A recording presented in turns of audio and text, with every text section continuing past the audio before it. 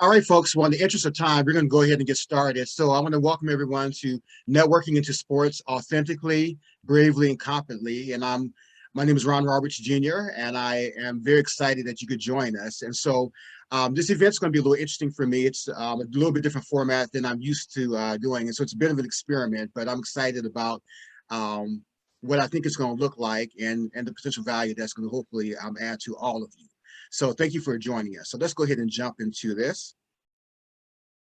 So the event goals are, number one, to address questions from college students and recent graduates on how to effectively network into sports. And so networking is one of these mysterious concepts that we ask everyone to do, but folks aren't quite sure how to do it.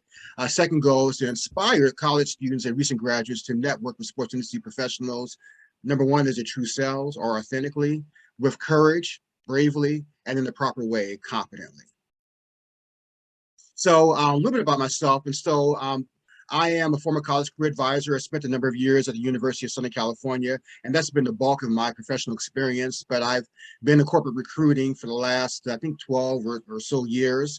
I'm also, outside of my day job, a career and college planning partner. And so it's my passion to help college students and high school students to prepare for their respective career paths. And so I am a partner to those students and also to organizations and others who are influencing them.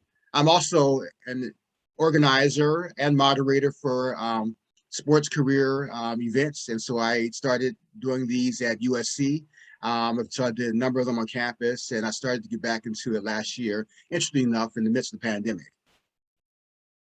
All right, so our agenda. So this event's gonna be broken into two sessions. The first session is going to be from 10:15 to noon. The second session is going to be from 12:45 to 2:30.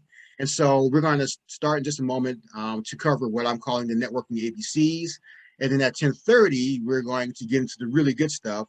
And so we're going to bring in our industry professionals. And from 10:30 to 11, our module is going to be networking authentically. From 11 to 11:30, networking bravely. And then from 11:30 to noon, networking competently. And you'll hear more about our industry professionals a little later on. And the session two is going to be a similar layout, except the times are the same. And also the individuals, the industry professionals are different. And so same format, but content's gonna be different from the standpoint that you can have people coming in with different perspectives and insights. All right, so housekeeping items. And so number one, we're gonna ask if you're not speaking to mute your microphone. Number two, we're gonna ask if you turn off your video option. You can keep it on for now, but when we have our speakers come on starting at 10:30, we're going to ask you to turn off your video option because we want the spotlight to really be on them. And then finally, we're going to ask you to use the chat function for questions or comments. And so we're going to ask you to fill up the chat. So feel free to dump in your questions, or if you have comments about either of the content, feel free to do so. And then we're going to also ask you, if you're interested, to share about your experience with today's event on social media. So we do have a hashtag Sports Networking ABC. So if you want to get on Instagram or Twitter or wherever you reside and just share some of your thoughts on the great content that our industry professionals are going to present, feel free to do that.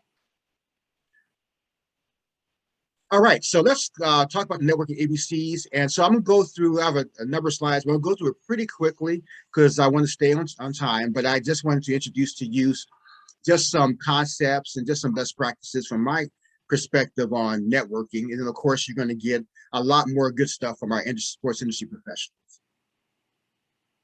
So a couple of definitions of networking. So what I call the textbook definition, the exchange of information or services among individuals, groups, or institutions, specifically the cultivation of productive relationships for employment or business. So that's the Merriam-Webster dictionary. They have a second definition, establishing and developing relationships that are mutually beneficial. That's the Ron Roberts Jr. dictionary. So networking should be mutually beneficial.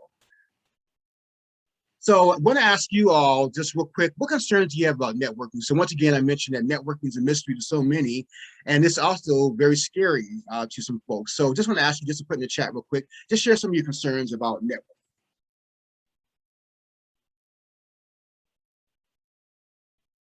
Any concerns you have?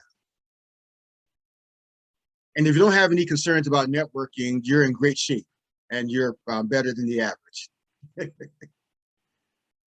All right, so anyone have any concerns about networking at all?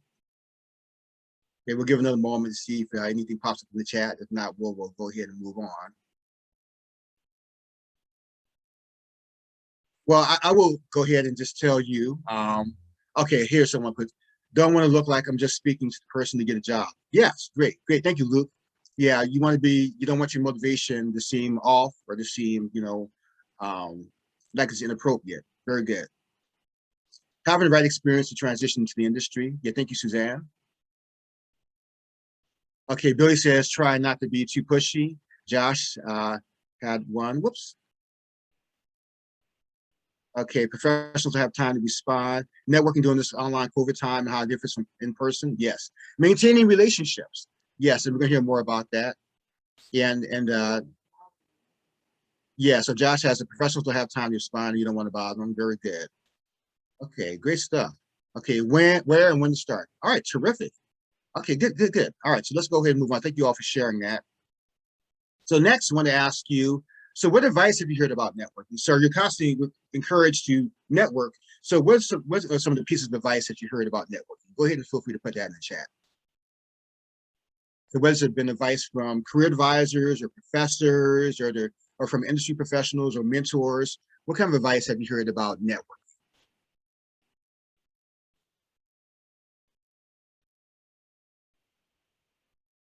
Is an ongoing process. So Julia says it's an ongoing process. You should never stop networking. Yes, great point, Julia. Great advice. Kaylin puts networking can go a long way. Yes, that's advice that you hear. You also hear your network is your net worth. So that goes, that's similar to what Kaylin put here. Any other pieces of advice you've heard about networking? We'll move on. And believe me, you're going to hear a whole lot more good advice that hopefully you will implement if you haven't done so already. So Mark says, don't burn any bridges after you meet someone. You never know if they may able to help you down the road. That's a great piece of advice. Yes, you have to be open-minded and you can learn from everybody. Yes, love that. It's not who you know, but who knows you. Yep. That you need to continue building relationships that can come back to help you in the future. Terrific. Yeah, so thank you, Rayshawn. Thank you, Mark, and Josh and Kaylin. Yeah, great stuff. All right, terrific. So let's go ahead and move on. So first tip for networking, just from my vantage point, is to know thy value. And so I think, in order for you to really start to network effectively and comfortably, you really have to understand you have value and you have to know it. So I put listed here 6 buckets and ways that people are able to demonstrate value. So number one, your education. So you don't know everything, of course, but you're learning how to learn. And professionals and people like me who are recruiters, we value the education that you're getting. Number 2, your abilities and skills. And so what you are good at doing, whether it comes natural to you or whether you've had some kind of training in it, your knowledge. So some of you know things that other people do not know. So your body of knowledge can provide value.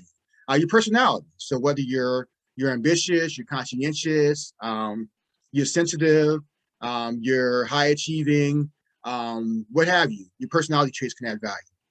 Your experiences, so much like your knowledge, some of you have experienced things that others have not experienced. And those experiences, those collection of experiences make you who you are, whether they're positive or negative, and they can add value to others. And then finally, your value system. So what you hold important to you, whether it's your faith, your family, your friends, success, money, what have you, those values, if they're aligned with others, can add value. So know your value and believe that you have value.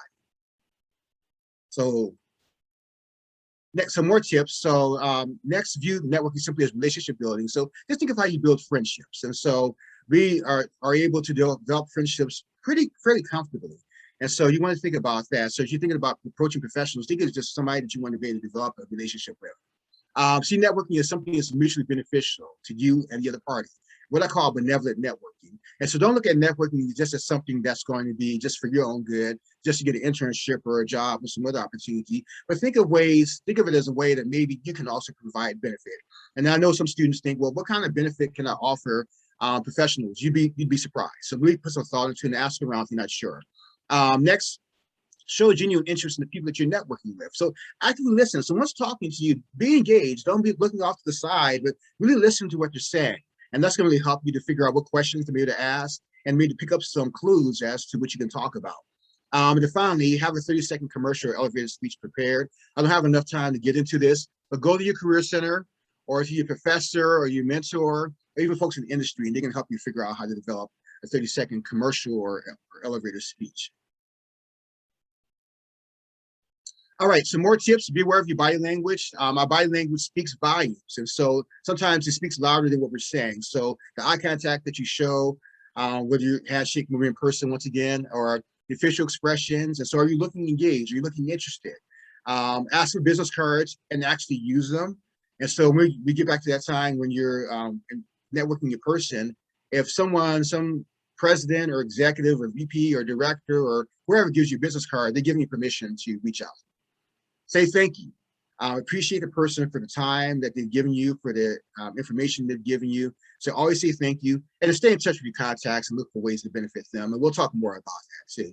But you don't want to just initiate a relationship. If you've had a good conversation, you want to try to find ways to stay in touch, and there are ways to do that, and we'll talk more about that. And so there are plenty of opportunities to network, whether it's virtually or live in the campuses or employer information sessions, through social media, through internships, informational interviews, and we'll talk a little bit more about that. So lots of ways to network.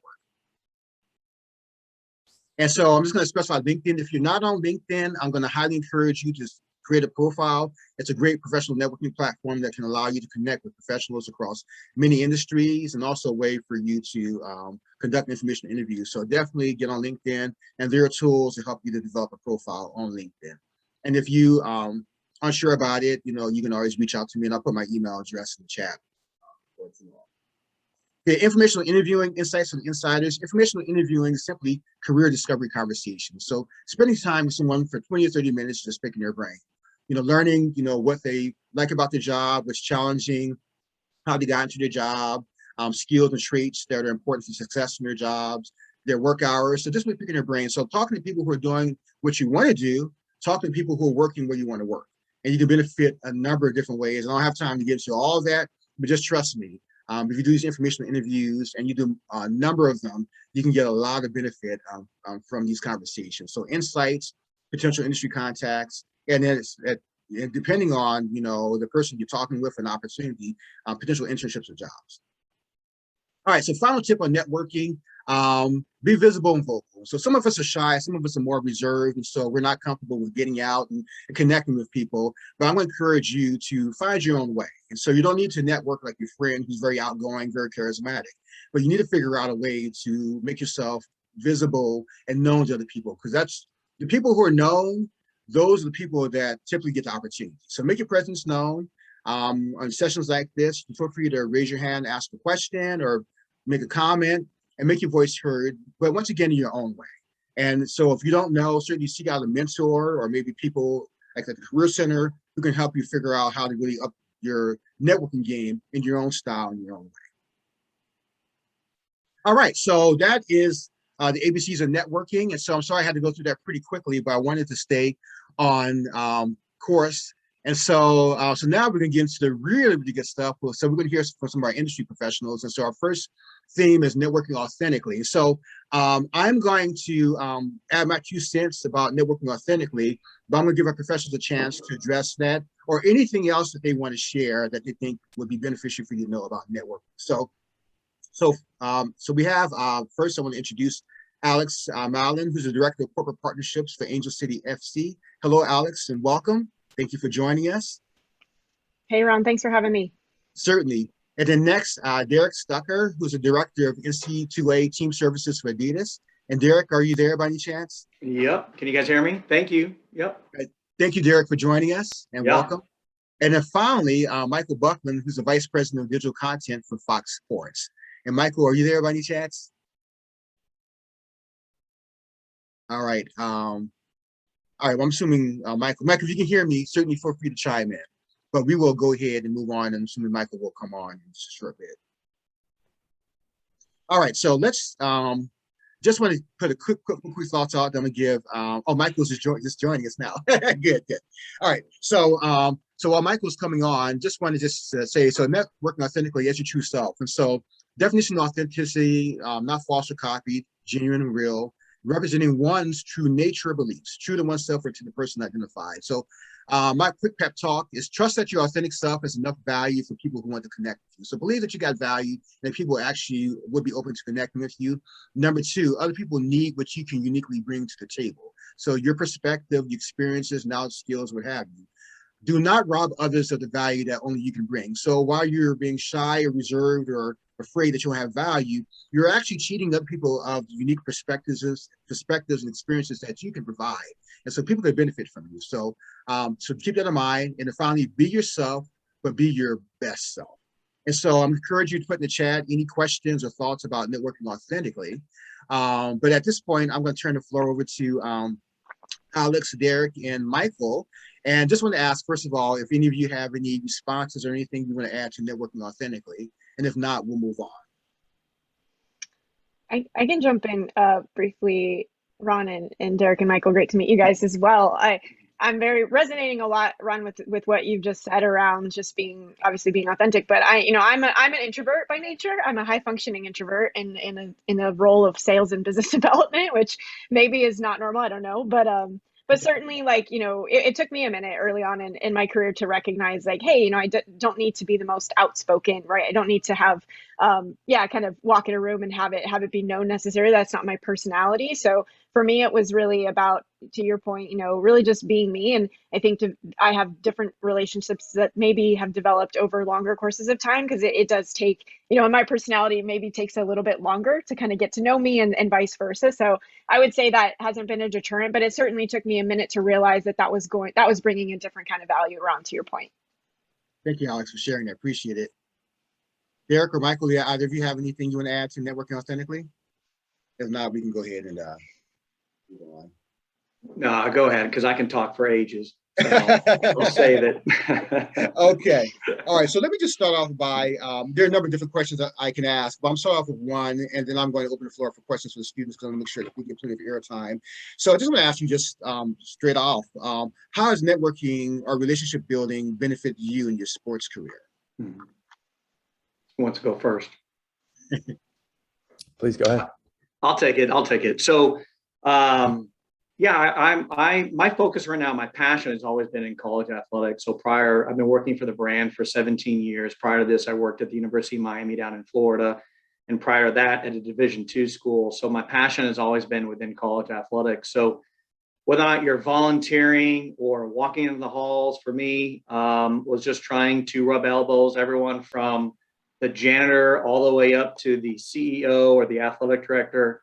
For me, it was very natural, but I have found that those relationships that I've built, those experiences that I've had, have allowed me, from a business perspective, when you look at our brand and our portfolio, from an Adidas perspective, I bet you a third of our partnerships are through that networking that has been conducted over the last 20, 25 plus years. So definitely when it comes to authenticating and having real relationships, people talk about having real relationships. Those are the ones that you're texting after hours, or how the family's going on, or what's going on Saturdays and Sundays. Those are the ones I cherish the most. And at least just speaking for our brand, we haven't been able to travel for almost 2 years. So that was part of the excitement of our job and our career, was just to meet and get in front of people. And certainly are hoping we're turning the corner here pretty soon, so we can get back to doing just that. Yeah, concur with that completely. All right, so Michael or Alex, do either of you want to tackle that question? Go ahead, Alex. No, go ahead, Michael. I already chatted. I'll jump in. Go ahead. You got it. Sure. For whatever reason, your tee up to this reminded me of a good book by Stephen Johnson called "Where Good Ideas Come From," and his whole premise is they come from tangled webs. And I think that we have to insert ourselves in these tangled webs of people. And you never know when a new opportunity is a text away or a call away. And the more you can put yourself in the middle of the types of people that provide you fresh perspective, that can give you some quick feedback, that can introduce you to someone that you've wanted to meet. That's where so many great ideas come from, or great opportunities. And you just be surprised. And I feel like when you ask people in this industry, like, how'd you get your job? Everyone's like, my story is super unique. And at some point you're like, everyone's story is unique. because it all came through these nudges and these text messages and these run-ins at various events. Or I met this guy at an airport, and the airport, like waiting on my plane back to LA at midnight. And everyone's story is something like that. And almost all of them start with someone just being brave enough to say hello to someone else. And people ask, like, am I annoying you? I'm sending you emails or texts. I'm like, well, you only have a couple options. So the one is you're annoying me, and then I don't want to respond to you. The other one is you never say hello in the first place, and I'm definitely not going to respond to you. The one in which you're annoying me is actually probably have a higher hit rate. You just got to be brave enough to do it. And if you can insert yourself into enough of those types of tangled webs of interesting people, I think that's where the good ideas come from. Very cool. And Michael, I love that concept too, inserting ourselves into the tangled web of people. So that's pretty cool. But yeah, putting yourself out there in the midst, and you never know what you're going to get, just from those interactions. Very cool. Alex, did you want to tackle that question? Just saying, I think, kind of circling or piggybacking on Derek and Michael here, but I mean, our whole business, really any business, right, it always comes down to people. It always comes down to your relationships. And, and maybe as a student, coming out of school, you kind of look back and think like, oh, this is big, it's shiny, it's sports, it's this, it's that, reading the deals or reading the, the signings. And really at the end of the day, it's people in those rooms with those relationships. So it truly is when you say, how has networking gotten to us to where we are in the career? It's everything. It's always comes down to people. Very cool. All right. So I'm going to go ahead because I want to make sure our students are heard. So I'm going to go ahead and give our students a chance to, if you have any questions for Alex, Derek, or Michael at this point, go ahead and put it in the chat, or you can take yourself off mic and you can ask audibly. And if we don't have anything, then I'll go to my next question, but I'm trying not to monopolize. This is for you all. Hey guys, thank you so much for being here with us. It's really cool to hear your take on this. I was wondering, when in your career did you guys first experience the value of networking? Thank you, Julia. Early. Early. Real quick, like I was very, very fortunate enough. My mom was a high school guidance counselor, so I was either going to be like really good at this or just like rebel. But and just recognizing kind of early on that it was always going to be about the people that you've connected with and stayed connected to without and before you needed anything. And so for me, it started in high school, actually. Leadership conference, I met a gentleman from Nike and like ended up staying in touch and getting to go on campus, like before I graduated high school or early college, which was, such a huge deal at the time. So as early now, if you haven't started now, and it's not too late ever as well. Yeah. I would say the same. I mean, how I actually landed this job with Adidas was through volunteering and networking, and through social hours and happy hours. The girl that I was dating was working for the Cleveland Browns, and I was volunteering at IMG and a bunch of these events. And next thing you know, this social event happened, and I kept in touch with that person who was an office mate of this girl working for the Browns. And he left to go work for Adidas, and he knew that I was looking for a job, and boom, I got the interview. And then 24 hours, I mean, it was bang, bang. I got the role, and I've been here ever since. So definitely early in my career as well. Where you start to build that web, if you will. Yeah, Derek, thank you. And you never know about what's going to come from those chance meetings, or those relationships that are personal that could help you. Yeah, I have a very similar story, except mine, I wasn't as brave. I had a opportunity to meet someone, and I was like, I don't have anything. I have nothing to share with that guy. Like, he was like a big wig at EA Sports. It's like, what am I going to talk to him about? Mm-hmm. And I had an uncle who was like, I don't care, but I'm pushing you into the conversation. And just grabbed this guy and was like, meet my nephew, and I was terrified and I didn't know what to say. And I literally had nothing to say. It turns out that he didn't like awkward silences either. So he just asked me a bunch of questions, and next thing you know, we had a connection, and I kind of like that. I kind of like that someone forced me into that, kind of made me learn that it's not as bad as you think it's going to be. Just put your nose in there and do your best. What's the worst going to happen? If you don't connect, then you weren't connected to begin with. So you're right where you started. Yeah. Great point. Yeah, great Thanks, stuff. guys. Thank you. Appreciate that. Thank you for the question, Julia. Any other questions? I had a question. Sure, go ahead, please. first off, I definitely want to thank you, Ron, for holding this webinar today. It's definitely going to be very helpful with all of us going forward in our careers. And to all you on the panel, thank you guys for being here with us today and dropping a lot of gems on us. My question would be, how exactly, what was the process of how you guys broke out of your shell when it came to networking? A lot of young individuals kind of don't have that confidence when you start off networking, but when did you guys, or how did you guys break out of your shell and become more confident with your networking skills? Who wants to go first? Go ahead, Derek. I'm trying to think. Certainly, I just remember taking the courage for me, because at the time, I think the internet and the email just came alive when I was in college. So I'm kind of dating myself here, but like I said, my passion, my fire, what was in my belly, I always wanted to be in college athletics. So I remember I wrote every single Division I school on the college, the Eastern Seaboard, wanting to get my foot in the door in college athletics, and struck out. And it was like the last one. It was the University of Miami, which was a dream school of mine. Ended up actually responding to that. And then from there, it's really it was a springboard to my career. Like I said, in my world, the number of coaches that I've interfaced with, or the administrators that became athletic directors at different institutions across the board, by far, it was the best decision for me.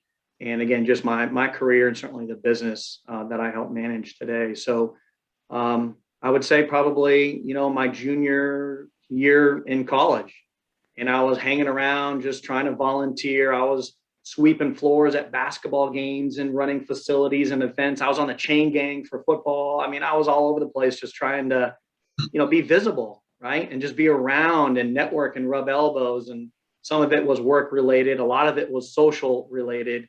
But, combining the two, it certainly, allowed me to kind of get to where I am here today. Yeah, Derek, and thank you for sharing that too. And Derek, with a lot of what you were saying, speaking once again to visibility, just being out there. And so, whether it's professional, social, or what have you, just being there, because if you're not there, you can't make the connection. So just finding ways to make yourself visible and in your own way. And as Alex mentioned, some of us are introverts, but the first step is just to kind of insert yourself into that web and do the best you can and see what happens. Yeah. And I think for me, as the high functioning introvert, but certainly, like, for me, it has always been around curiosity. And so even just from a younger age, I loved asking people questions. I love learning their story, learning how, and from a career perspective, how they got there, but just, I have a passion for that. And so that's where that authenticity came out of me. So breaking out of, kind of quote my shell, as the question was really around, I just want to learn from this person and ask questions of this person, and with really no necessarily ulterior motive other than to learn. And that for me took off the pressure of, I need to like network or like get a job. It wasn't about that. Like for me, it was just about like, wow, I'm going to take a nugget away from probably any conversation. So if I just start with, hey, this is just about me asking this person questions about themselves, their path, their life, then that it didn't feel stressful or pressured in that way, was my approach. And Alex, I like that you share that too, because there's a lot of pressure. But that's the idea of going in where I'm going to learn. And I'm going to try to learn. I'm going to ask questions and try to get information. I'm going to listen. And that does take a lot of pressure off. And you get so much great content back too. And I stand corrected, high functioning introverts. It's okay. I'm teasing. It's all good. I just have some fun with that. Very cool. All right. Any other questions? This is your time, folks. Any other questions for Alex and Derek and Michael? I have a quick note for Kaylin on that question. I actually think your self-awareness about needing to develop that confidence is pretty important. I definitely did not have that self-awareness, and I went to a jobs fair, and someone asked me, like, why do you want this job? And I was like, to make money. And they're like, that's a bad answer. Start over. Come back to me later. I was like, man, what am I supposed to say? Like, don't we work to make money? I don't know what to do.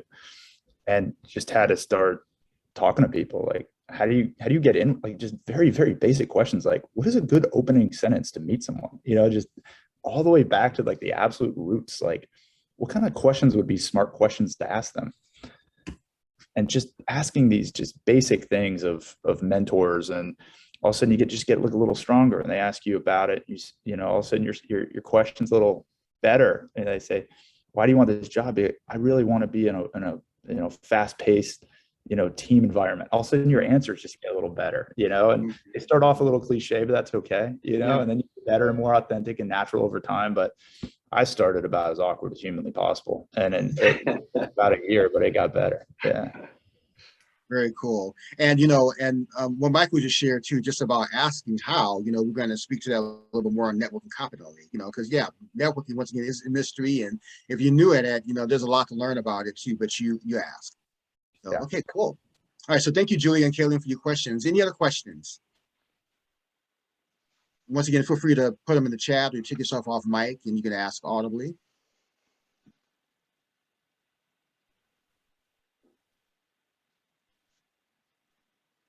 All right, and maybe while we're waiting, let me just toss out one other question. So just want to ask our industry folks, are there any do's and don'ts that you'd like to share with students around networking? Absolute do's and absolute don'ts when it comes to networking. I have a basic, what I think is a basic one, but so important, because this has happened multiple times even recently, but just, and jumping ahead, as you kind of reach out and connect with folks and have asked for informational interviews, like just making it as easy as possible for the professional.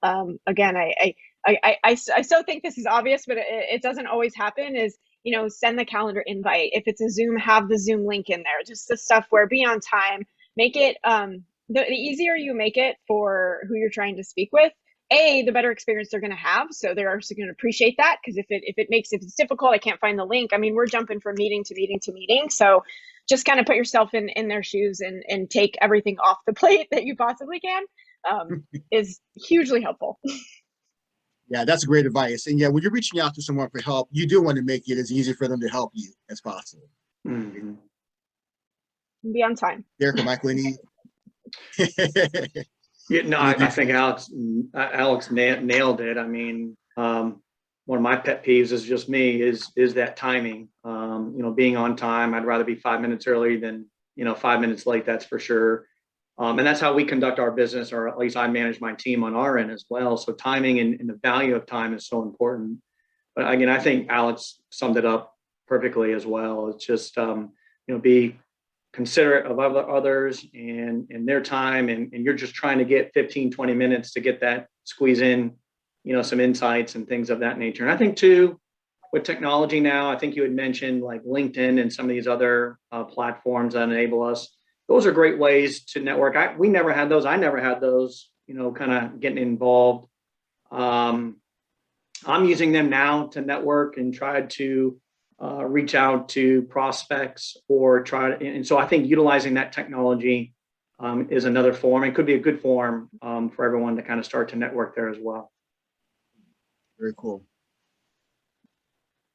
Yeah, I'd recommend playing the long game. Every single person can send an email and say, hi, can I have 30 minutes? But it's the person that follows up professionally. They're not trying to waste time. They do it for 6 months, that you're like, all right, this person's legit. Like, they cut through. Like, if this is how they're being with me, then I know they'd be with anyone that we ever ask them to speak to on behalf of this team or as part of this team. And that's always high. Also, like, showing some sort of callback or knowledge, like you put in work, like you studied the business, like you can reference something that we do on a daily basis that I didn't have to tell you we did. And it just shows that you're going that extra mile to learn, and you're really interested. This isn't like a fill in the blank, like, and put in a new name, put in a new company, send the same email to 100 people. This is like they handcrafted something that I knew that they know what they're talking about and they did their research. Yeah, great stuff. And so it's that personal touch. It's a long game, and just really maintaining that relationship. And that definitely says a lot. Great stuff. I would say bring questions too, like on top of what Michael's saying about, do your research. But I think it's exhausting at times to jump on with a call, and I'll say yes to most, not to put myself out there and however many folks are on this call, but say yes to most. But I love when the students or young professionals are driving the conversation, leading the conversation, and like have questions or have specific things they want to ask. To Michael's point too, it shows a lot, and I imagine it's very much outside of comfort zone too when you're just getting started to like take the lead on a conversation. But I am always so like it doesn't happen a lot, but I'm so impressed when that does happen, because it's your call, right? You're you want the information, you reached out. You know, we're happy to, a lot of professionals are so happy to jump on the call. This is how we all got to where we are. But like, even if it's just talking yourself up before you jump on, like, okay, I got this. I'm gonna drive this. Like, most of us are athletes. Like, let's go. It's game time. Fake it till you make it in that 30 minutes of like, you know, and then step outside your comfort zone a little in that. It will go a long way. Even if you're nervous about it, it will still go a long way. It'll be much appreciated. Very cool. Thank you. Thank you for sharing that, Alex. All right, so I have a question in the chat. It's from Mark. It says, if you all have a stack of resumes to look through when hiring, so this is a different type of question. If you all have a stack of resumes to look through when hiring for a position or internship, is there something that you look for specifically on a resume that will make you pick that resume out of the stack to interview someone? So question about resume. So is there anything particular in the resume that stands out to you when considering what's for internships or full-time jobs? Who wants to go? On my frame of work within the brand, having a lot of diverse backgrounds is very, very important today. And what I mean by that is just your diverse experiences that you can bring to the table. I manage a specific team that our focus is specific on Division I athletic departments. We have a range of coaches, former administrators, equipment managers. We have almost a third of our folks started in customer service and kind of worked their way up. Just bringing diverse backgrounds, because again, those diverse thoughts and different angles help us evaluate and make better decisions, certainly as a team. So while we have a focus on the college business, we do try to just bring in just different people from different backgrounds, just to help, you know, strengthen the overall team and kind of where we're going, you know, long term. Good stuff, Derek. I just want to say real quick too, I just really appreciate you saying just about diverse of experience and so forth, because sometimes folks get locked in just in one way to be able to connect, and they lose the value of their own, you know, personal experiences that can be valuable to folks. Right. Like anybody else want to tackle that question? I'd also say, like, as best you can to communicate why you'd be a good fit for that organization from a culture perspective. I know it's hard sometimes to communicate on a resume. So if there's, I love to see, I'm in sales business development for most of my career. So for me, I do want to see some measurables in terms of if that's the role, then, you know, what are some real metrics and kind of growth that you've seen from like a sales perspective. But I would say just generally, it's always nice to see some personality in a resume to try to get a feel. You know, you go through, you know, as many resumes as we probably have over the years. It's text on paper, right? So how can you stand out by just telling a little bit of who you are, whether it is just in language or with, you know, literally the layout or whatever that looks like. Put your touch on it. Thank you, Alex. Michael, you want to weigh in on that at all? Yeah, I think it depends on the hiring manager and what they're looking for. And some people might be looking for keywords. Some people might be looking for volume. I look for someone who's able to simplify. Like, I just look at so many and it's so overwhelming, and you're not going to read every word. And you can just highlight like 3 or 4 things that make you great for the role. Like, I don't need to know the number 7 through 10. You know, it's kind of, in my opinion, it's better to highlight your top tier things that you'll bring to the table. And that wasn't the case. I remember when I did mine, like I had like a job at a high school and I included that, and I look back on it, and then, you know, why did I do that? Well, I wanted to show that I was employed the whole time. I don't know if that pressure exists anymore. I'd rather just see like, what are the top things you bring to the table, and how can you get rid of all the fluff so that those top things stand out? And hard examples of work are always great. You know, when I was getting in, it was a little harder, I think, but now, like, I work in content. Like, you don't have to work for a major media company to make content anymore. You can make it on your own. You can make it on your Instagram page, your YouTube page, your Twitch channel, your Twitter. So it showed that you actually did the work, not that you just worked for someone, you know, and get rid of all the fluff, like highlight the stuff that truly cuts through. Very good. Very good. Your resume really is supposed to be your highlight package. So. Yeah. All right, so we're almost at time. We have just about 5 minutes. So I wanted to give Alex, Derek, and Michael an opportunity. If you have any parting words of advice you want to share about networking, anything you haven't touched on already, feel free to do so. One thing just real quick is that, and I've realized this kind of later in my career, is I think it's just as important to network in all directions as it is to, you're coming out of school, you're in school, you're getting started in your careers. Networking across to folks that are your peers is just as important as networking to folks who have experience. And then, in our roles, I'm just as excited to network with folks coming into the industry and coming into their careers, because, everyone kind of has a different place in sports and in the industry. And when I'm looking to hire, like having that network of younger folks who are coming in, like that's going to be hugely important, right, for hiring managers. But also, folks that I started, quote, networking with and building relationships with 15 years ago are now some of my best friends and have, are decision makers at brands and other organizations. And it's just literally, those are some good friends I can call and have conversations and share ideas. So don't just reach up, right now reach across, and then hopefully everyone reaches down and pulls each other up as well. Great advice. Thank you, Alex. Derek or Michael, any final words of advice? I was just going to say, follow your passion. Whatever that may be, take that chance. Again, reach out across the aisle or become comfortable at being uncomfortable. Well, we tend to use that phrase a little bit around here because it's allowing you to learn and absorb and ask questions. But what got me to where I was just, that passion and that drive. I knew this is where I wanted to be. I was going to do whatever it took to kind of get to where this was, volunteer this, put in the extra hours there, and just continue to put your foot on the gas, and you're definitely going to run into a couple of hurdles and denials or whatever that may be, but what you'll be able to rely on though are the relationships that you build throughout that entire journey. So those are the pieces that I certainly cherish and will take away whether or not I'm with this brand or not. So I'll leave it at that. Very cool. Michael?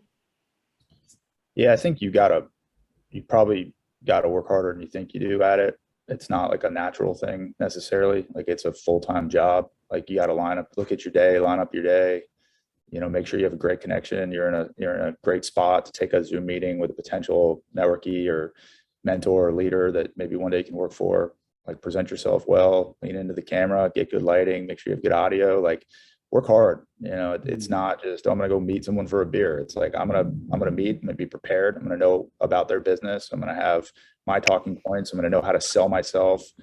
I'm going to avoid getting swept into some sort of tangent about, like you're going in, your focus, like your job right now is to network. Your job right now is to find people that can get you a job. And that is a job in itself. And you kind of have to treat it that way. And obviously you're all here, you're all here right now. You did something to put yourself out there to take part in it. You asked a question today. It's great. Like it's the kind of things you have to do and kind of think at it for a while and get better at it. But if it feels like a job, I think that's a good thing. It should. Very good. Great pieces of advice, and in such a short period of time. And so I definitely want to thank Alex, Derek, and Michael for joining us. And so before the three of you hop off a couple things, and so someone was asking if you could share your contact information. So I'm not going to put that burden on you. If you're open to sharing your email address, feel free to drop in the chat. Otherwise, folks, you can always look them up on LinkedIn and reach out that way too.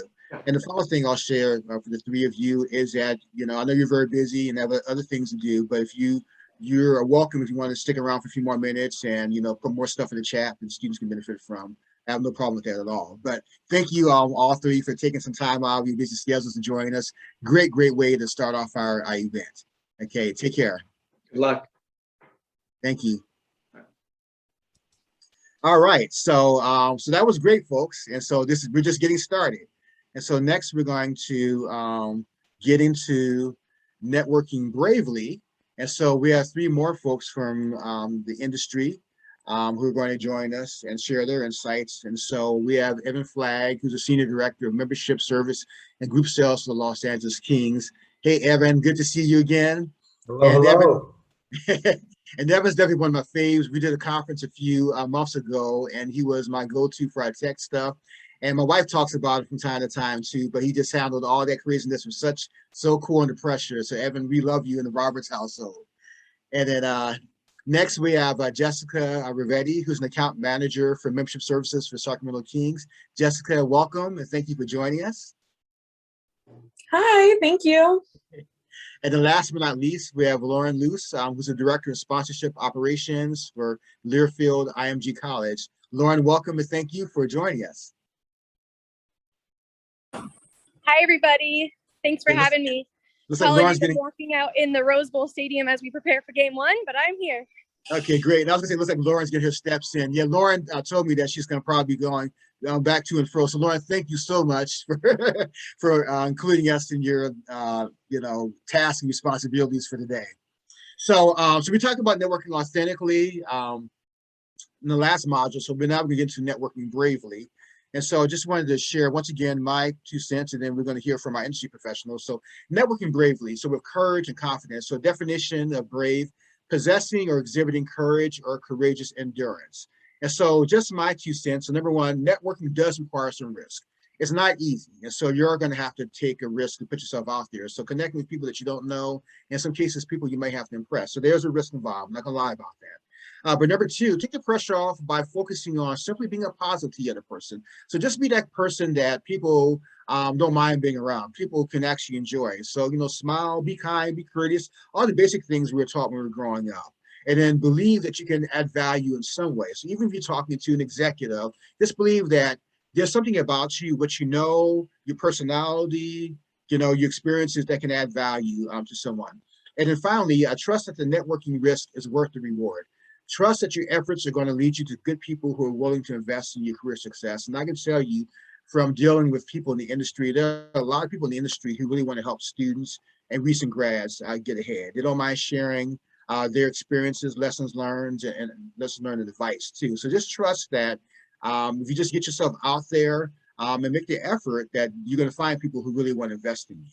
And so as we did in the last module, I'm going to ask you to use the chat function to share any questions or thoughts that you have about networking bravely. And so Evan, Jessica, and Lauren, I'm going to ask if you have anything that you want to add to networking bravely, any thoughts that you want to have to that. If not, we'll move on.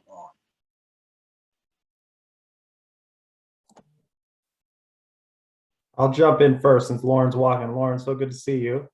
And Jessica, good to be on a panel with the other Kings. I know we get confused for each other very often.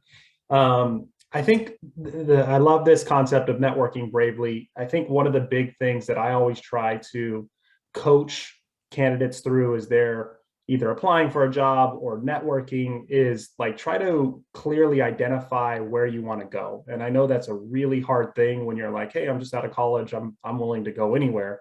You got to at least pretend you have a target that you're aiming for, because that does a couple of things when you're networking. It, one, allows you to make sure you're in the room with the right people. And two, when in that room with the right people, you can be a little bit more clear with them about how they can help you. And so I think people, I tend to think people are good, right? That's my optimist view of the world. So if people are good and they know they can help you, but they know exactly how, that's when you actually get the most benefit to kind of get to that final target. So if you can kind of clearly identify, hey, I'm looking for a sales role with a professional team, then I know exactly how to help you kind of move along those lines, or who to connect you with. Or, hey, I want to be in the sponsorship activation world. Well, great. I know a lot of people in that world that I can connect you with. But if you're like, hey, I want to work in sports, well, cool, you and everybody else. So the more specific you can kind of carve out that target, and it doesn't mean it has to be, doesn't mean you have to live in that world for 20 straight years after you get that first job, but at least you can network towards something.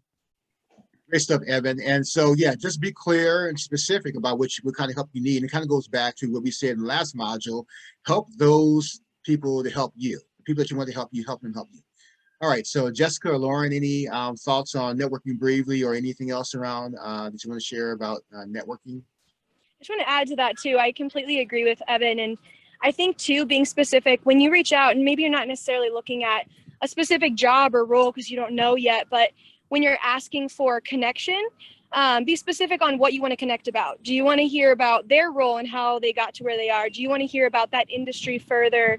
Like when you reach out, maybe it's on LinkedIn or whatever, if you can tell them exactly what you're looking for and be specific, it'll help them come to you with the direction that you want. And it also preps the one providing the information with a timeline. This is how long it's going to take for me to give you the right answer, the right direction. And it's easier for us to say, okay, great, let me give you 30 minutes here versus, hey, let's just connect. And it's kind of broad and you don't really know the intention of the conversation. So even understanding what you want out of a simple conversation is really helpful too.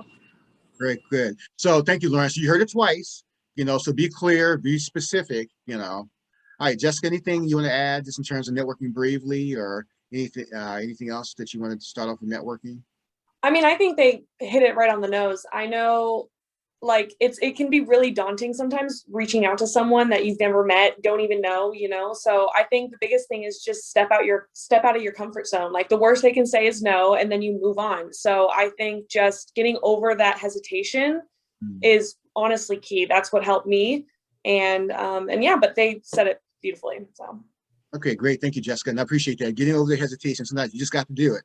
Like I said, it's a risk, but you just have to get over that and step out of your comfort zone. All right, so I'm going to ask you the same question I asked our last group of folks, and because I know we'll have some different perspectives, but can each of you share how networking, relationship building has helped you in your sports career? And we hear a lot about how, in the sports industry, it's small and how important relationships are. So how specifically has relationship building networking benefited each of you?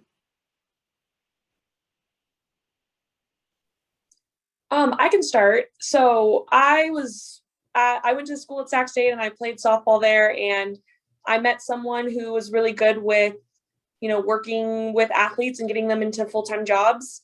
And I connected with her on LinkedIn and I told her what I want. I said, I'm really good with people and I love sports. What kind of jobs are really good for me? And she obviously said sales and service would be really good. And she's connected me with someone with the Sacramento Kings. And I reached out and I sent my I just straight up was like, here's my resume. Here's what I'm really good at.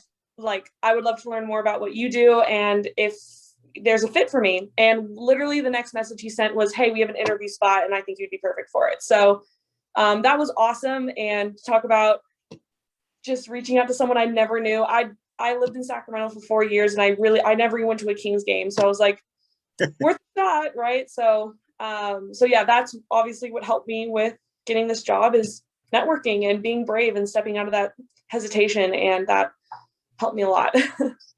Jessica, I got to speak to that just real quick. So oftentimes when I'm talking about networking, and I talk specifically about doing information interviews, I talk about all the value that could come out of that, including occasionally maybe being offered an internship or a job. So I tell students, it's not a guarantee, but you never know. And so thank you for sharing that too. Just by you just reaching out to someone, boom, the timing was right, and you were offered an internship opportunity. Great. So Evan or Lauren, you want to share about how relationship building networking has benefited you? Sure, I can jump in. So I was at a previous position with the Pac-12 networks, and I had the great opportunity to work with all of the Pac-12 schools through my role. And over like the 4 years that I was working with the Pac-12 schools, I identified one of the GMs, the general managers that I was working with, as just being such a great leader. I loved the way his team represented their property, and I just really respected him and went out on a limb and just asked him if he would be a professional mentor for me in my career, in my life, as I really respected what he represented. Short 2 years later, after, consistently reaching out anytime I was close by to his location, just keeping him informed and understanding what was going on in their world, just to stay close, there was an opportunity that arose at his property. And now I've been working with him for 3 years plus, and it's been amazing. So I've never been, I'll honestly say, I haven't been the best networker because I've always been a little timid and scared to reach out. But it clearly did pay off.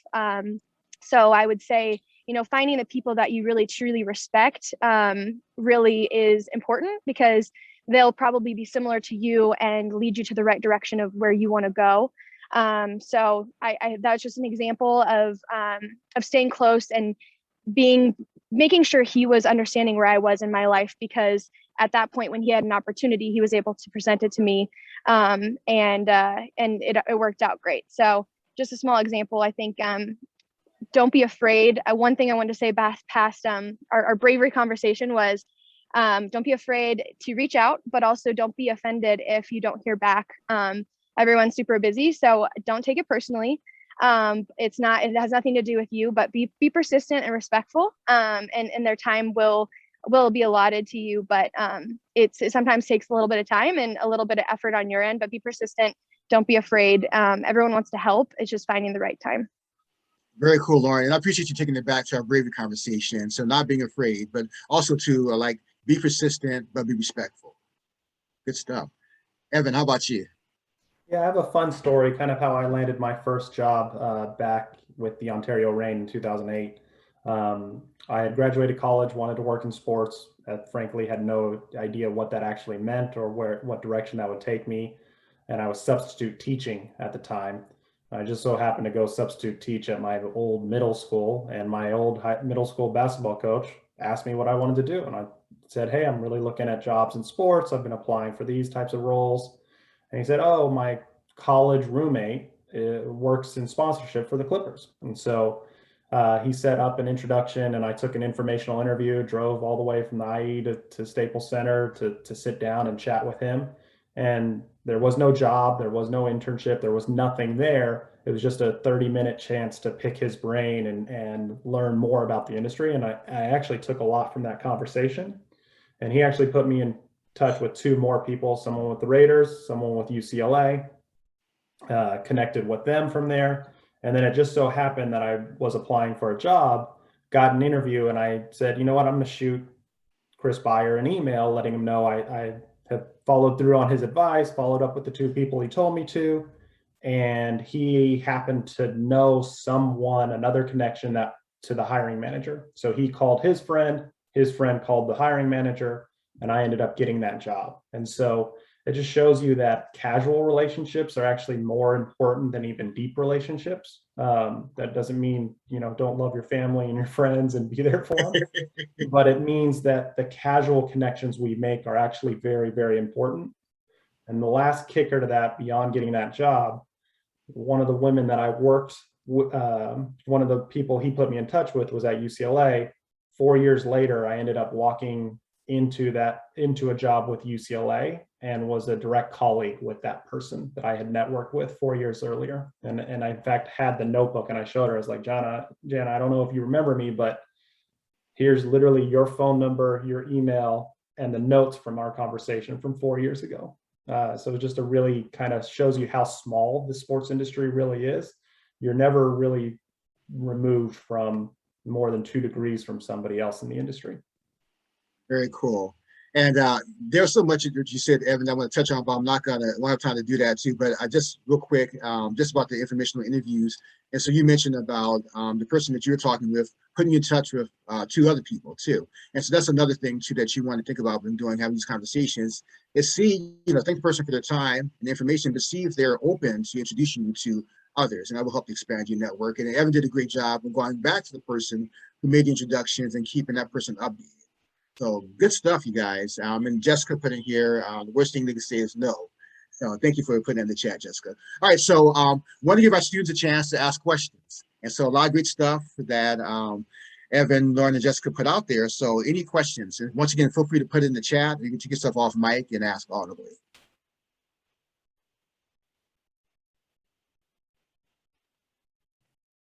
And we'll give you some time to put something in the chat. But once again, if anybody's brave enough, take this off mic, you can ask verbally. Yeah, turn on the mic and turn on the camera. Hey. All right, so maybe while folks are thinking about your questions, let me just put another question out to you folks.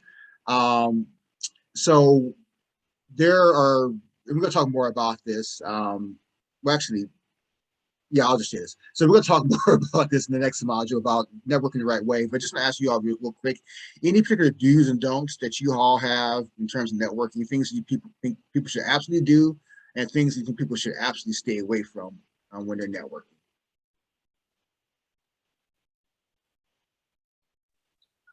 I'll add one do. I think what I've seen a lot work well, and specifically in the sports industry, but that's where my experience is, so I'll speak to that only. But there's a lot of opportunities to volunteer and help out and work at different events. And I've seen that be some of the strongest networking, because you get relevant experience, you get a chance to see what you might like and not like in the world, which might direct you kind of on a path to where you want to make a permanent position.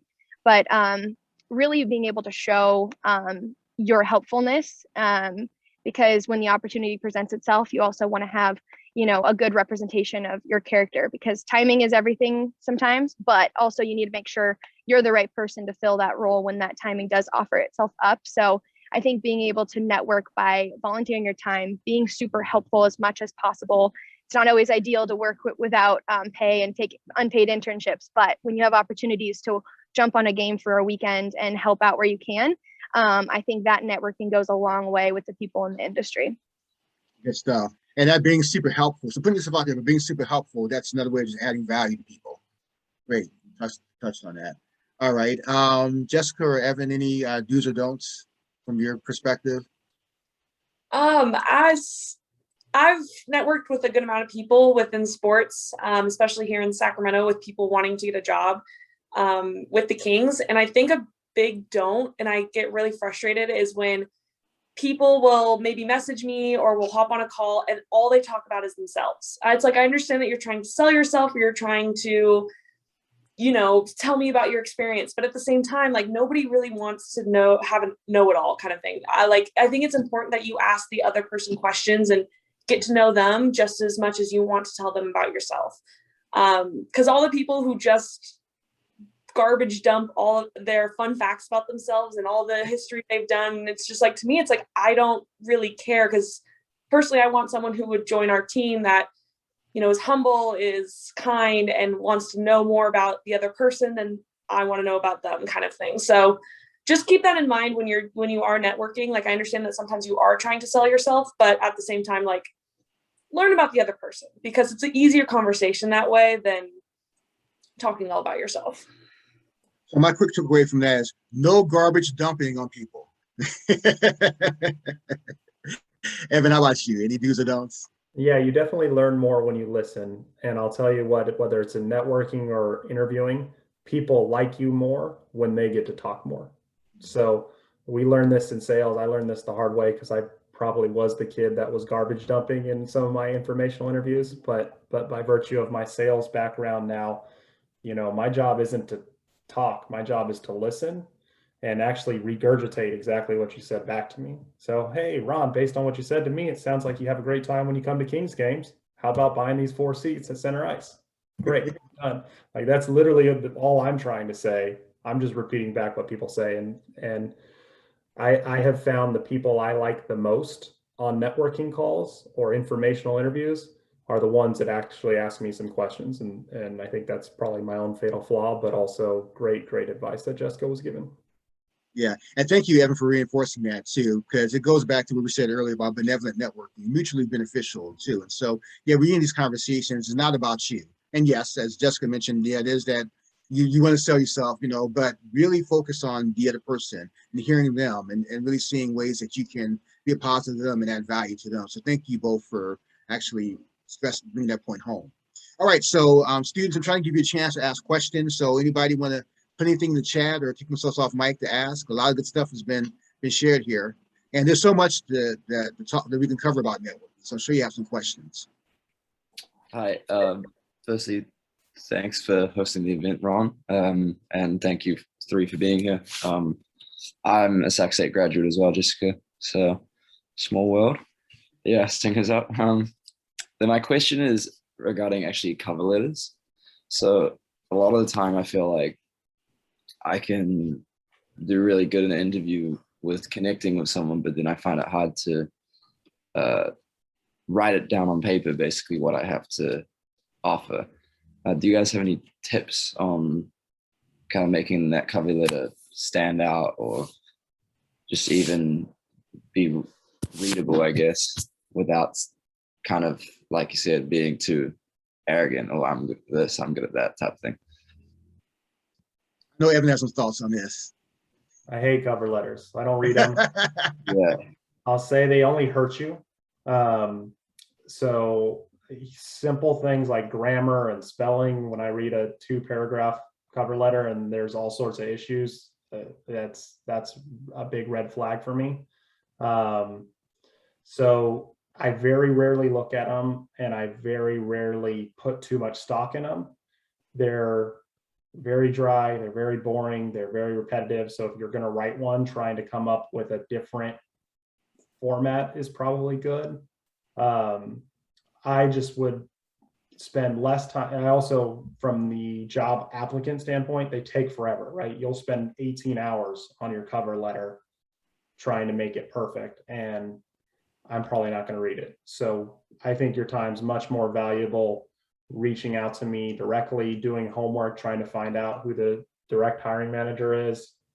You know, I got my job again at the Ontario Reign by actually calling in and talking to an account executive. Hey, do you guys have any openings? And he was kind enough to put me through.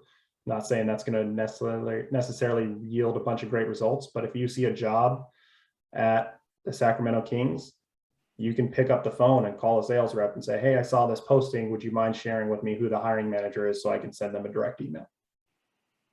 Great. Jessica and Lauren, any thoughts on cover letters? Yeah, I completely agree with Evan's statements. It's tough. You're flying through resumes and cover letters, and you don't stop to read every point of them. But it is important, grammar, spelling. But one thing that I have referred to them more in depth is if the resume doesn't have a direct correlation with the industry that they're applying for.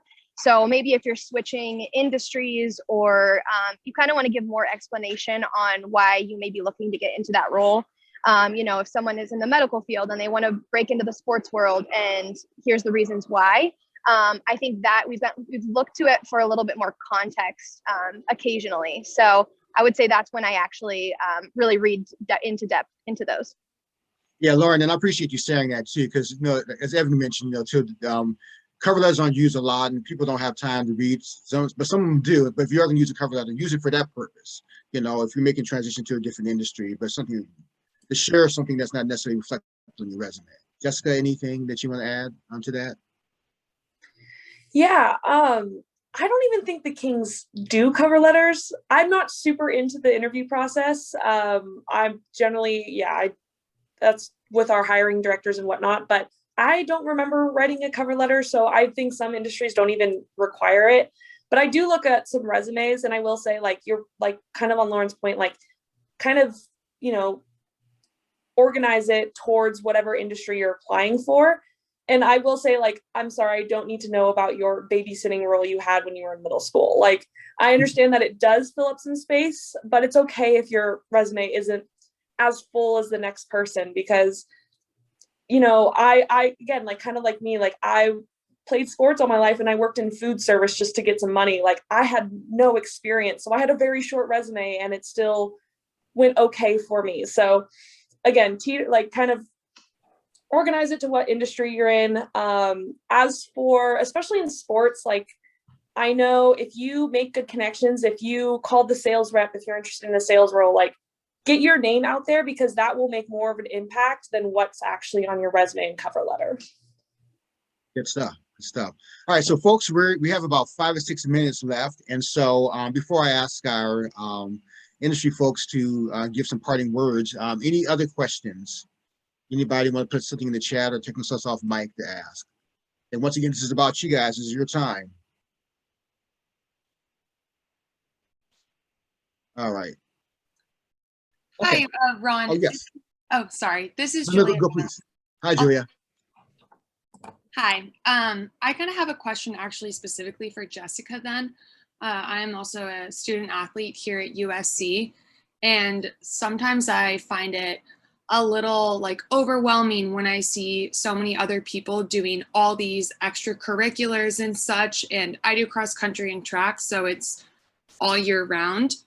So what kind of recommendations would you have for like positioning yourself as like an athlete, and what kind of attention like you should bring towards that? Yeah, great question. I played softball, so obviously mine was only one season. Like I can't even imagine a full year. I will say, again, like don't fret on what everyone else is doing. It's the worst thing to do is to compare yourself to others.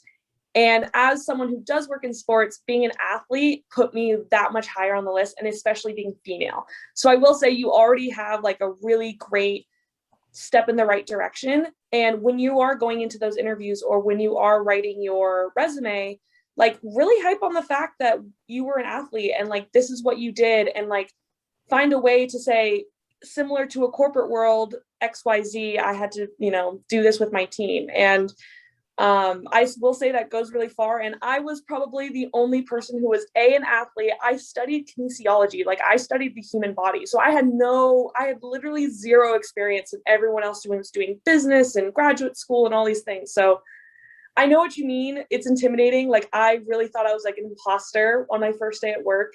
But once you if you just put yourself out there, and if you're just being honest and be smart about how an athlete can actually go into a career like this really well because of X, Y, and Z, like you'll do just fine. You really will. And I know it looks a lot more intimidating than it actually is. Awesome. Cool. Thank you so much. And thank you also to everyone else for being here and speaking with us today. Okay, well, Julia, thank you for the question. All right, so folks, we have about 3 minutes. And so Evan, Lauren, and Jessica, I want to give you a chance to any parting words of advice around networking that you want to leave our students and maybe recent grads.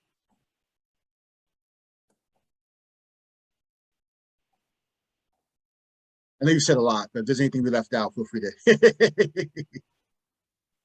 think it's helpful when you do make the connection with someone just to stay connected. Take the time to reach out ever so often and keep that connection alive, whether it's just small saying hi. It doesn't have to be a big ordeal, but staying present with them is important. Very good. Stay in touch. Thank you. And I would just add that very few people do it, right? Whether I work a teamwork online career fair or anything else, you would think like I'd be scared to give out 1,000 business cards because I would get 1,000 emails. If I gave out 1,000 business cards at an event, I expect to get 2 emails. That's how few people do it. So it's not, oh, everyone's doing it. If I do it, I'm just going to be like everybody else. No, you will stand out. It's that easy to stand out. That's a great point, Evan. Thank you for sharing that. Yeah, people need to know that. Jessica, any parting words of advice? Yeah, I think Evan said it perfectly. Like not that many people do it. And I think if you take that first step and network yourself that way, like you're going to stand out already. And I think that like another good word of advice, like if you're looking into a specific sport to get into, like talk to that person during the season. Like, say, hey, just want to check in. Like, I'm sure you're pretty busy. Like, what are you doing right now? What does your game days look like? And just kind of know what's going on in that specific world, especially if you're looking into a specific team or specific sport, like have some knowledge going into this for sure. Instead of just saying like, hi, I just want to connect. It's like, okay, great. Like, here's my connection on LinkedIn, like, bye, so like, All right, great stuff. Well, Evan, Jessica, and Lauren, thank you so much for taking some time out with I know our busy schedules. And Lauren, I'm glad you had some time to be able to sit with us too, but good luck with all that you're doing today too. So before you all go, a couple things. If you are open to it, you're more than welcome to leave your contact information in the chat. There's no obligation. And students just know you can always reach out on LinkedIn. And then secondly, if you, I know you're very busy, but if you are open to sticking around for a few more minutes, you want to drop in some more gems, pearls of wisdom in the chat, feel free to do that as well. But otherwise, thank you again. And I look forward to being in touch with you guys down the line. Thank you, Ron. Certainly. All right, so next we're going to move into the last module of this first session. So networking competently. And so we have 3 more professionals who agreed to join us. And so we have Aaron Lampkin, who's the Vice President of Ticket Sales and Service for the Seattle Sounders FC. Aaron, are you there by any chance? I am here. I appreciate you having me on today. Look forward to the discussion. Perfect, Aaron. Thank you for joining us and welcome. And then next, Brooklyn McDaniels, who's a coordinator for sponsorship and partnership management for the National Football League. Brooklyn, are you on by any chance? Okay, looks like Brooklyn hasn't made it quite yet. All right, and then next, Lauren Nickel, who's a sales service executive for Major League Baseball. Lauren, good morning and welcome. Good morning. And Lauren's a veteran of my events. She's been a real big supporter, so appreciate that and good to see you again, Lauren. Great, So, happy to participate. Terrific, terrific. All right, so we're going to do, as I've done the first two modules, where I'm going to give my 2 cents about networking competently, and then we're going to hear from Aaron, Lauren, and hopefully Brooklyn. So let's move on. So networking competently, the proper way. So definition of competent, having suitable or sufficient skill, knowledge, experience for some purpose, properly qualified. So my 2 cents, number one, all efforts to network are not created equal. There are right ways and definitely wrong ways to network. And you've heard about some of that and some of the stories that our other industry professionals shared. Number two, networking should be done with the best interest of the other person in mind and not just yours. So we talked about benevolent networking. Networking should be mutually beneficial. So it's not just about you, but it's about the other person. Number three, proper networking should extract some value from the relationship and also add value to it. So if you do networking the right way, you will get some kind of value from it. You know, even if at minimal is just learning something new. But you should definitely, if you're doing networking the right way, add value to the other individual. And then finally, if you're not sure how to network the right way, ask around. So we got lots of career advisors and professors and mentors and good folks like this in the sports industry who are willing to share their wisdom on how to network. So definitely ask if you're not sure. So once again, feel free to use the chat function to share any questions or thoughts you have about networking competently or the proper way. And so, so I wanted to ask Aaron and Lauren if you had anything that you wanted to add to networking the proper way or right way. And if not, we can go ahead and move on to some other questions. But anything to add about how to network the right way? I mean, first of all, just don't be afraid to do it. I mean, so many, people will, send me LinkedIn requests and then I don't hear anything from them after that, especially for students. So when you are sending a LinkedIn request, and again, that should be, the first tool in your arsenal, not the only tool in your arsenal. Make sure that you're being very specific, saying, what you're looking for, what you're interested in, and, just really defining, why you're interested in learning more about a person's profession. Cool, Lauren. And we heard that earlier. So a couple of our professionals talked about being very clear and specific. So thank you, Lauren, for actually reinforcing that. Yeah, I'll piggyback on what Lauren said. I think that's absolutely great. I think the other thing is let people know who you are.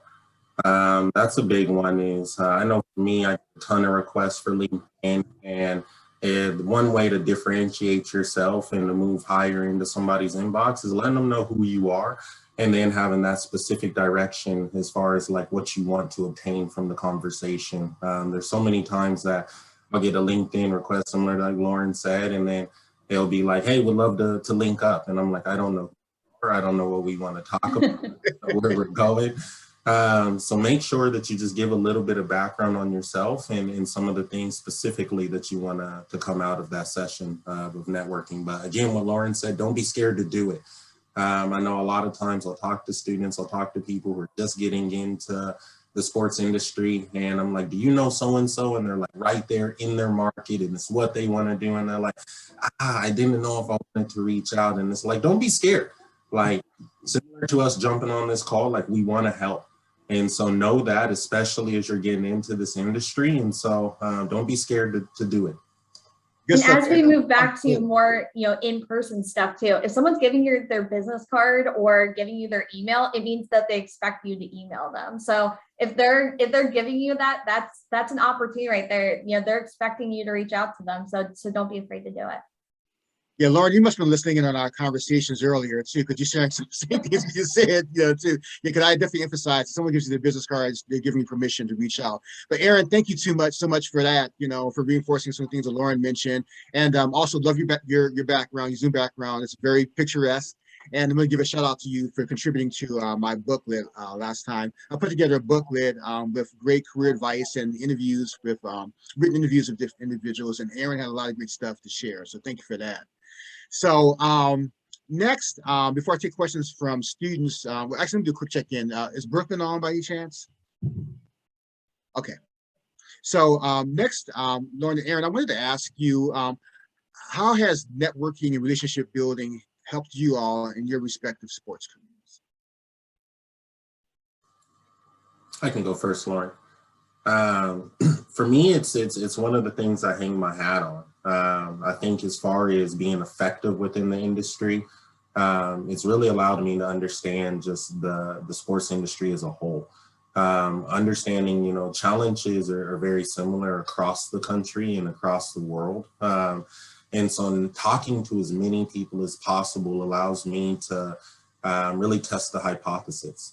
Is what is going on in my individual market, or some of the trends that I'm seeing, or these being seen elsewhere in the industry, and how are they going about effectively managing or working through some of those challenges or opportunities. And so it's huge.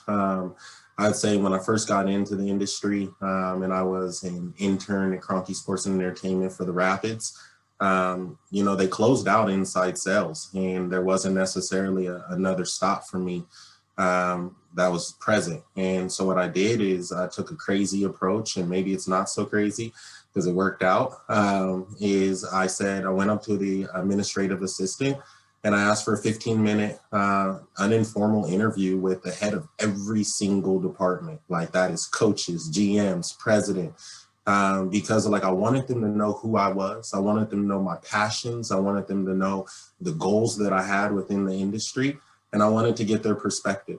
That ultimately allowed me to connect to the chief revenue officer, who ultimately became the vice president of the Colorado Avalanche. And that was my first full-time position in sports. And so it's been effective. I'm from Seattle. Moving back home to work for the Sounders has been great. And I immediately picked up some mentors in market. Nick Foro from NHL Seattle, and him and I meet on a bi-weekly schedule. Todd Lewicki, who's been all around the world and been effective. And even with our owner and having that on the calendar just to have that perspective. So I would say it's honestly the difference. And I have other people who started in the industry the same time I did. And where I think I've been a bit more effective and been able to move up at a quicker pace is because I'm constantly reaching out. I also think networking goes two ways. Every single day, I have a call with a student. Every single day, I have a call with somebody who is intro into sports, because I feel like there's a ton I can learn from hearing that new perspective or some of the questions that may be coming up. It's why I'm so excited about this opportunity today. And so I've looked at networking is, you know, an opportunity, like I said, to test the hypothesis, and I'm always learning.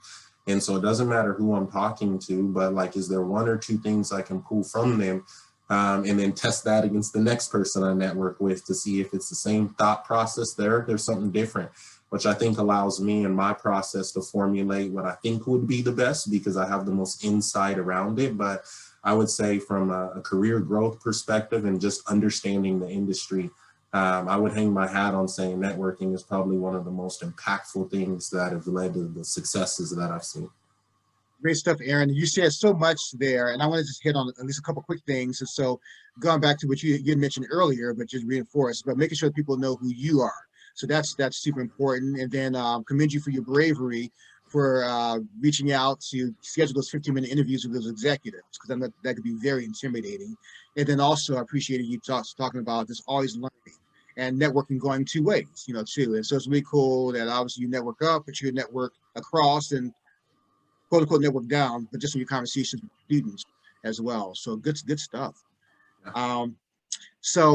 At this point, I'm going to just open the floor up for questions from our students. And so Lauren and Aaron have put out some good stuff to start us off.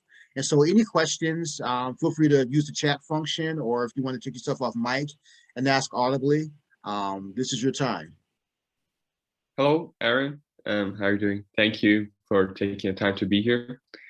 I'm just asking to see, because I took a similar approach as you. I wanted to take the time to sit with the executive. Actually, I'm at Irvine right now, so I'm trying to get into the soccer club of Irvine. And I just want to know, what did you say in that interview? I'm just having a problem not actually asking questions, but rather having a good conversation that both of us, not only me, but the executive officer takes something out of the interview. I'm just asking to see what happened in those interviews. That's part that I'm struggling with. No, great question. And I don't think that it's something that is uncommon. For me, I set the expectations and set the floor. So I went in there with my resume, an open cover letter, not necessarily asking for the specific job, but more so like who I am and where my desires are. And then I also mapped out like 1 year, 5 year, and a long-term goal within the industry. And so that was the kind of the baseline there. And I said, you know, I want you to know who I am, but also, you know, you got to toot the horn a little bit. Is you're president of the team, you're GM of the team. That didn't happen overnight. And so I want to spend, you know, the balance of this is understanding some of the challenges and some of the things that motivated you to get to where you're at, and allow them to kind of put some of the red tape in front of me in advance so then I can train and develop and go around that red tape as I went throughout my career. I would say every single question, every single meeting was different. You know, I went all the way around the front office, and I wanted to make sure the questions that I asked also gave me insight. And so I didn't have a marketing background. When I took my internship, it was in membership services, and it was specifically on the ticketing side. And so I asked some of those questions about marketing specific is, what does your day-to-day look like? What are the pain points in your job? What excites you? What doesn't excite you? You know, and really opening the conversation from there. And I'd say above anything is trying to make it organic. I didn't want to have like 80,000 questions that I was going to ask. I put it down to, you know, a couple of those that I just mentioned and let the conversation organically take off. From there, they had a lot of questions for me. Like, what excites you about marketing? You know, on the operations side, I had no soccer background at all. You know, they said, so like, what about soccer? And I was just candid and honest is, you know, I didn't have a background in soccer, but, you know, it's these conversations that I hope will let me know if this is the career path that I should be on. And for me, what came out of there is value. And like, where do you find value in your day to day? And that seemed to be an answer that seemed a little bit more consistent across the board, as they all had a passion for people. They all had a passion for experience. And that was something that I could relate to. And so I would say, as you have those meetings, is get a better understanding about like what drives somebody who's in that chair. Understand like what are the challenges that they may have gone through, how they overcame. I also end every single one of those. Or are you reading any books? Who are you talking to? Because like if they're there, they have a network of people who they've already spoken to. If they're reading some books that gave them some insight, I want to read those books as well, you know, and try to see if it's going to give me that same kind of insight. So I think in long-winded answer, and I apologize, is, you know, is to make sure you set your baseline as far as like establishing who you want, and then have, you know, 1 to 2 questions that I would say are specific to that department or the person you're speaking to, that will hopefully have it go organic, and then take it from there. Like you're not perfect, you're not targeted to be perfect, and we all understand in your shoes. So take it from there is what I say. I'd just add to Aaron's point too. I mean, do your homework beforehand. If they're a C, they definitely have a bio online that you could hopefully look up beforehand. So don't be afraid to, like, if you guys went to the same place for undergrad, you know, if you guys have, you know, the favorite sports team, if, you know, they work somewhere that you're interested in, you know, learning more about, like, just do your homework, at least, you know, to eliminate some of those top level questions if possible. So that way you can really dig into you know, more substantive stuff during your conversation. Thank you. Yeah, thank you both for answering that. And thank you, Rohan, for the question too. So any other questions from our students? Ask away, ask away. And if not, I'll go to another question while you guys are thinking. But any questions before I move on to another one? All right, and once again, you can put them in the chat. So if you're taking some time to think, go ahead and put it in the chat, and I will get to it. So I want to ask one question that I haven't asked the other professionals. I was looking at my list of questions, and I definitely want to touch on this. So we're living in a virtual world. You know, we've been living in a virtual world for the last, year and a half or so. And so people are used to networking in person, obviously, and hearing a lot more about that. So I'm going to ask Lauren and Aaron, if you could just share any tips or advice you have for how students can really effectively network in a virtual environment for sessions like this or anything similar. Oh man, it's tough. I mean, so much of, my role being on the sales side, it's all built upon relationships. So having to move a lot of virtual for, to email, which seems, a little less impersonal and, frankly, not as fun as, the face-to-face interaction and, grabbing coffee that, networking would normally entail. But I mean, again, picking up the phone is so much more beneficial than emails back and forth. So, when you're making those first intros, asking for a phone call, like, don't feel like you're, putting anyone out by asking for a phone call versus, just trying to tell your entire life story over an email. So much of, that rapport is built by back and forth. So right now, as things are more virtual, I think that definitely, hopping on a phone call and being very specific, like, do you have 15 minutes? Here's my availability, like that, puts the focus really, to a very specific action item is really the most beneficial way to go right now. Good stuff. Good stuff. And you guys use the phone all the time, for other things. And so, yeah, just use a phone to call somebody to have a conversation, in the industry. Aaron, anything you want to add to that? No, I think Lauren hit it on the money. I'd even go a step further and say, assume the sale. We're all having these virtual meetings. It's been like this for the last year and a half, 2 years. Is come out and say, like, what is your platform you prefer? Is it Zoom? Is it a phone call? Is it Microsoft Teams? Some of the platforms that are out there, so that it really levels it down to them to say, oh, here's my number. Here is a link. I can send the link, make it easy. I'd say the other thing is be flexible. I know something that, with my day, it seems to stack up fairly quick.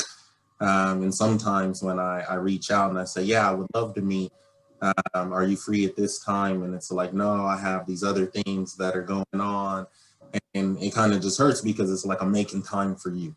And so be flexible if you're going to reach out. And when you give a day or time a week that makes sense for you, like pick a day where you have a little bit more of an open schedule. So if that meeting comes last minute, or if that meeting is only during a specific block, that you are ready and available for it. And so that's the only thing that I would add to that. But I think Lauren hit it on the money. And include what time zone you're in too, because definitely for some of us that work on the Pacific, East Coast, Midwest time zones, it can vary within the span of a day and who you're talking to. Yeah, great point. Great point. Those time zones. All right. Any other questions? Any other questions from our students? Okay, I see a question in the chat. I think it's from Kabir, if I got it correct. What's been the most rewarding aspect of working in the sports industry for each of you?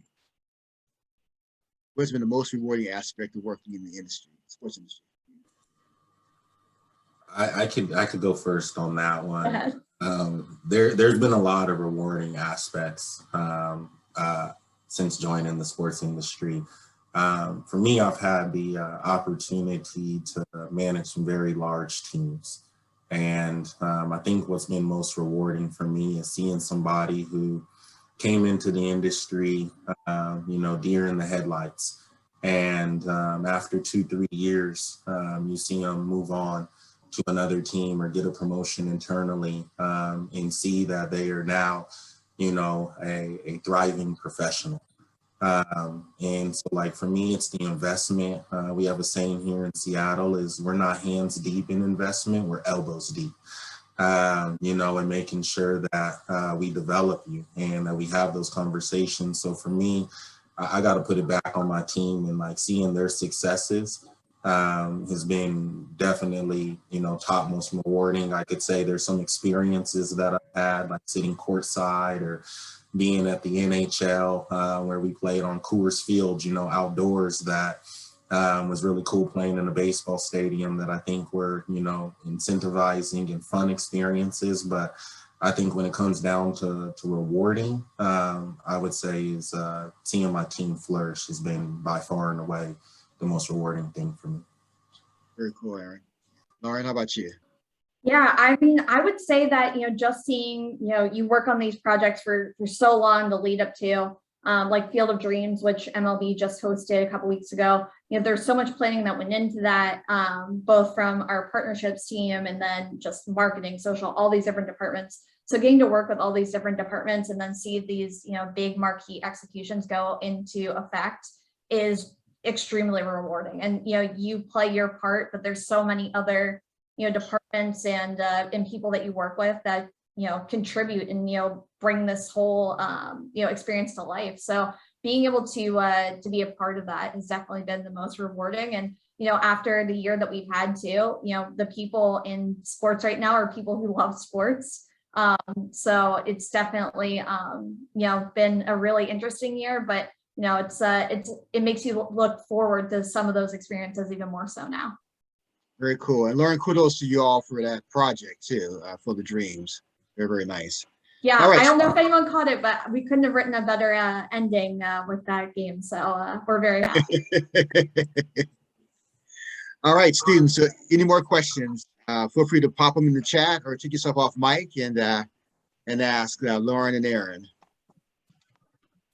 Hello, everyone. My name is Rayshawn Shelton. I'm a senior kinesiology major at Morehouse College. Earlier, I heard Aaron speak on asking about books that people have read that helped them with their careers. So I just want to ask, what books have helped you guys in your career so far? Great question. And I'm going to give you just a couple here. One that I'm currently reading that I think is phenomenal and a great reminder. It might not blur out, it's going to blur out, but The Making of a Manager has been a really good one that I'm currently reading. I got a whole bookshelf over here of other books. I would say recently, and this is going to surprise you a little bit, Rayshawn, but there's been a lot of talk around diversity. And so I've moved on to HR Magazine. And they have this also online where there's a ton of stats and everything to help, and, you know, for me, I'm a person of color, so to help people position themselves, understanding women in business, you know, in the metrics, which I think are some things that'll help as you get into the industry, just to understand, you know, what it's looking like.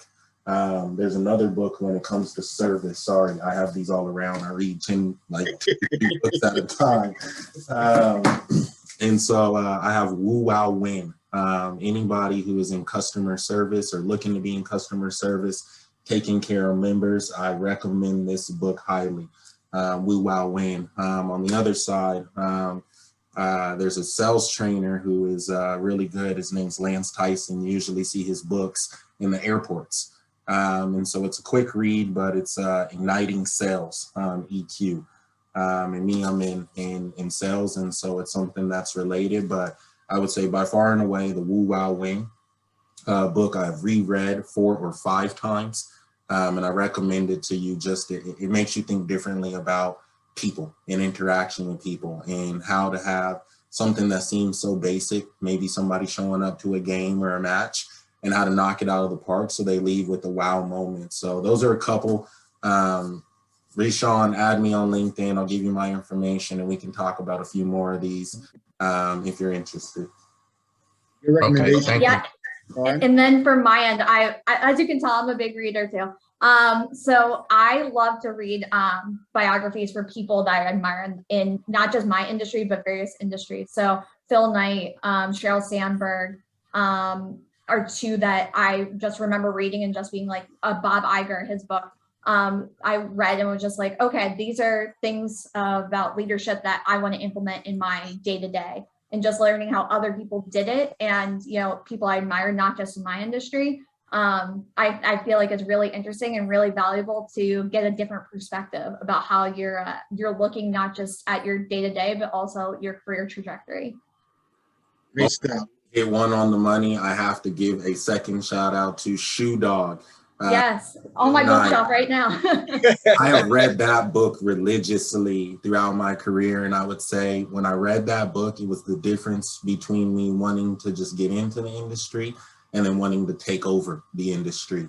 But Shoe Dog by Phil Knight is an absolutely phenomenal read. All right, so you got that. So endorsed by both Aaron and Lauren, Shoe Dog, Phil Knight. So you definitely got to get that book. Okay, good stuff. All right, so unfortunately, we're close to the end of our time. This has been a really great conversation. Great stuff from you all both. So any parting words of advice for our students? Anything that you want to share that you haven't had a chance to touch on? Yeah, I think we've hit on a lot of it, but you know, I want to say that I was jumping on this call, and I don't want to speak for Lauren, but I got a feeling it's similar.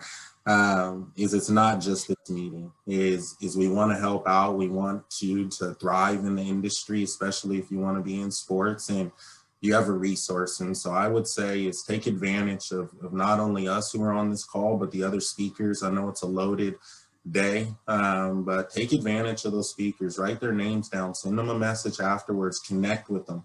They're already in the industry, they've already been there, and like there's only few opportunities that you get to separate yourself.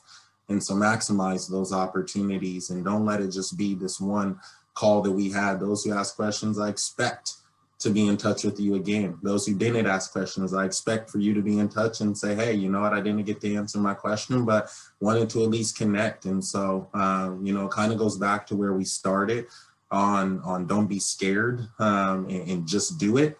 Not to be so much on the Nike trend, but you know, it's true. So I'd hope for all of you as you're taking notes from everybody who's speaking, as they have a ton of wisdom, and that you take it a step further and actually develop a relationship with us all. Yeah, and I mean, I would just add to that too, you know, the people who are on this call with you are people that are interested in getting into the sports industry too. So, I mean, for long-term planning, these are people that you could potentially be working with one day. So definitely, you know, just think about that and, you know, look at your current, you know, college programs and stuff like that as like day one networking, you know, for your long-term, you know, growth. Definitely, like I'll be connecting with Aaron after this call. You know, I work with the Mariners, so I'm in the Seattle market. So definitely, you know, there's things that, you know, this is an ongoing skill. So just continue to build on it. Good stuff. And I just want to really echo what Aaron and Lauren are saying too, just about the people in this industry. And, you know, Lauren's been a consistent, you know, contributor to, you know, the projects I've been working on. So I know she definitely has a heart, you know, for students. And Aaron, I haven't known him as long, but just in a short period of time, just from his contributions to the booklet and what I'm hearing now, I know he has a heart too. So you got people in the industry who really do want to help you. So we can't say it enough. Take advantage of the opportunities that they're presenting to you. You have a tray of opportunities they're giving it right to you. So all you have to do is just take from it and you can benefit immensely. So Lauren and Aaron, thank you very much, you know, for all this great content. I hope the students really have found a lot of value in it. I'm sure they have. And so a couple of things before I let you go. And so if you are good students reaching out to you directly, feel free to leave your email address in the chat. No obligation, because they can always reach out to you on LinkedIn. But if you want to leave your email address in the chat, feel free to do so. And then secondly, I'm going to stay on for a couple more minutes. And so if there's anything else additional that you want to just pop in the chat, you need other pieces of advice, feel free to do so. But other than that, thank you again for carving out time from your busy schedules to join us. And I definitely look forward to being in touch with you both again down the line. Thank you so much, Ron. Really appreciate the opportunity to speak today. Certainly. Thank you. All right, so folks, we're going to wrap in just a moment. Okay, so my wife Kelly is letting me know that she asked for you all to drop your schools that you're in, your colleges you're attending in the chat. So feel free to do so. So we're going to wrap this session up. But we will have another session resuming at 12:45. And so we'll have another great group of speakers out. And so, as I mentioned, the format's going to be a little bit similar, but you're going to have different insights because you have people who have different perspectives and experiences working in the industry. So we have a really nice lineup, Ready. So thank you all for joining us. And so we'll take about a good 40 to 45-minute break, and we'll look to hopefully to see you again. It'll be the same Zoom link, so you can either stay on, or you can feel free to sign off and pop back in about 12:45. Okay, take care.